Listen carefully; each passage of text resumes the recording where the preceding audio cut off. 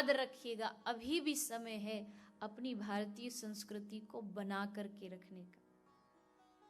धीरे धीरे जो वस्तुएं नष्ट होती जा रही है ना पुरानी, एक दिन उनको याद कर करके आगे आने वाला मनुष्य रोएगा।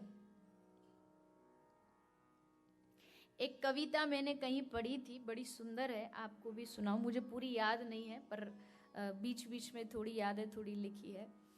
तो किसी ने कहा कि बातों में कुछ बातें और चीजों में कुछ चीजें 21वीं सदी में ढूंढते रह जाओगे। ये उस कविता का टाइटल है कि 21वीं सदी में आप इन चीजों को ढूंढते रह जाओगे। कौन सी चीजें? बच्चों में बचपन सबसे पहली चीज। कहाँ सबसे पहली चीज खत्म होगी? बच्चों में बचपन। आज का बच्चा जन्म लेते ही सीधा बड़ा होता है। अब वो बचपन नहीं रहा कि वो पहले जाए बाहर खेलने जाए दोस्तों के साथ। अब तो बस उसको एक फ़ोन मिल जाए, फ़ोन पर वो सोफे पे बैठा बैठा वहीं बस गेम खेले, और उल्टा माँ बाप को पूछना पड़ता है, बेटा ये फ़ोन में ये कैसे चलेगा? तो फिर वो बताता है कि ऐसे ऐसे ये होना चाहिए।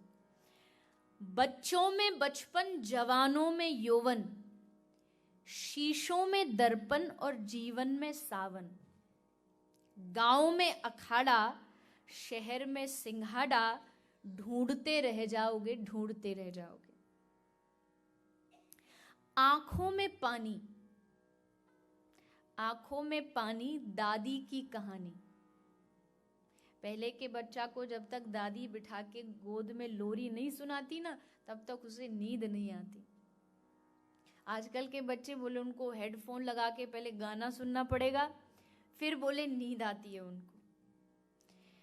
आंखों में पानी, दादी की कहानी, प्यार के 2 पल, नल नल में जल, संतों की वाणी और कर्ण जैसा दानी। घर में मेहमान, मनुष्यता का सम्मान और पड़ोसी की पहचान। आप लोग तो इस एग्जाम्पल से बहुत अच्छे से वाकिफ हो गए कि कौन पड़ोस में रहता है, उम्र निकल जाए पता भी ना चले। मनुष्यता का सम्मान, पड़ोसी की पहचान, रसिकों के कान, ब्रज का फाग, आग में आग, तराजू पे बट्टा और लड़कियों का दुपट्टा, ढूंढते रह जाओगे, ढूंढते रह जाओगे। फिर आगे कहते, भरत सा भाई, लक्ष्मण सा अनुयायी, चूड़ी भरी कलाई, शादी में सहनाई, मंच पर कविताई और सच में सच्चाई। गरीबों की खोली और आंगन में रंगोली, परोपकारी बंदे और अर्थी को कंधे, ढूंढते रह जाओगे, ढूंढते रह जाओगे। अगला शब्द है गाता हुआ गांव। आप ये मत सोचिएगा कि ये यहीं की बात हो रही, भारत में भी चले जाइए। आज लोग ग्रामीण सभ्यता को छोड़ते जा रहे हैं। उनको लगता है कि बड़ी बड़ी मेट्रो सिटीज में बहुत सारी सुविधाएं हैं तो वो बड़ी महान है। लेकिन याद रखिए, जो आनंद उस बहते हुए नदी के झरने के किनारे बैठकर के चिड़ियाओं की चह चह काट सुनने में है, वो आनंद दुनिया के दूसरे किसी संगीत में नहीं।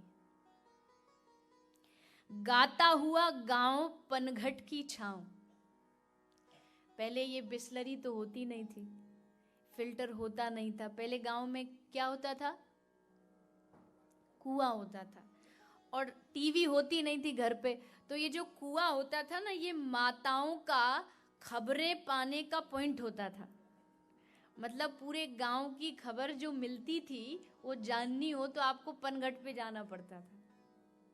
वहां माता इकट्ठी हो जाती थी, फिर बातें करती, अरे फलाने की बहू भाग गई, अरे उसकी छोरी ऐसी हो गई, उसका छोरा ऐसा निकम्मा निकल। वो पूरी खबर जो गांव की एक अकेली औरत बता देती थी, उसको पूरे गांव का लेखा जोखा पता होता। तो गाता हुआ गांव, पनघट की छांव, किसानों का हल और मेहनत का फल, मेहमान की आस।